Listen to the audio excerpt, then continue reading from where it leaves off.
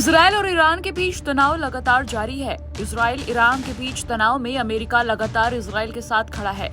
वो ईरान के साथ इसराइल की तनातनी को बढ़ने से रोकने की कोशिश कर रहा है। इस बीच अमेरिका और इसराइल का दुश्मन रूस इस जंग में ईरान के साथ खड़ा है। रूस ने इस जंग में ईरान का साथ देने की बात कही है। इसके साथ ही रूस ने अमेरिका इसराइल को चेतावनी भी दी है कि अगर उसने ईरान पर हमला किया तो रूस भी खुलकर ईरान के समर्थन में उतर आएगा। ऐसे में रूस के हर कदम पर अमेरिका और इसराइल दोनों की नजर है। रूस की ईरान से बढ़ती नजदीकियों के बीच अमेरिका ने एक खुलासा किया है। रूस खुले तौर पर ईरान के समर्थन में दिख रहा है। ईरान की मदद करने के लिए रूस आगे आ गया है और अब उसको हथियार भी सप्लाई करने वाला है। रूस ईरान के बीच हुई एक हथियार की डील को लेकर अमेरिका बड़े दावे कर रहा है। अमेरिका ने ईरान रूस के बीच हुई डील को लेकर इसराइल के साथ सीक्रेट जानकारी साझा की है।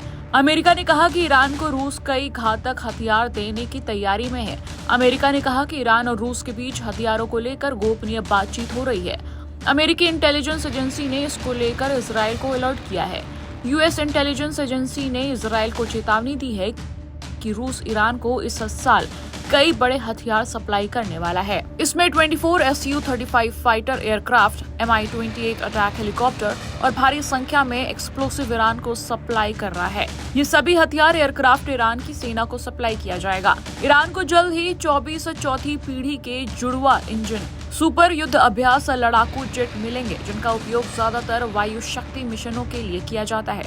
ये डिलीवरी फास्ट ट्रैक बेस पर रूस करेगा। अमेरिकी खुफिया एजेंसी की रिपोर्ट में साफ है कि रूस ईरान के साथ मिलकर इसराइल से जंग की आग को भड़काने की साजिशें रच रहा है।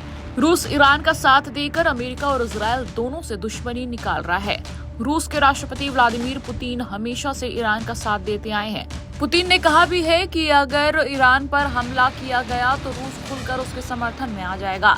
इस बीच आपको बता दें कि ईरान के हमले के बाद अमेरिका, ब्रिटेन समेत कई अन्य देश इसराइल के समर्थन में खड़े हो गए हैं। अमेरिकी राष्ट्रपति जो बाइडेन ने ईरान हमले के बाद बेंजामिन नेतन्याहू से बात की थी और अपने समर्थन की बात कही थी। हालांकि अमेरिका इसराइल के ईरान पर हमले के खिलाफ है। उसने साफ कहा है कि अगर इसराइल ईरान पर हमला करता है तो वो उसका समर्थन नहीं करेंगे। इस बीच मिडिल ईस्ट फिलहाल जंग का मैदान बना हुआ है। ईरान और इसराइल के बीच तनाव अभी भी बना हुआ है। ईरान और इसराइल लगातार एक दूसरे के खिलाफ हमलावर हैं।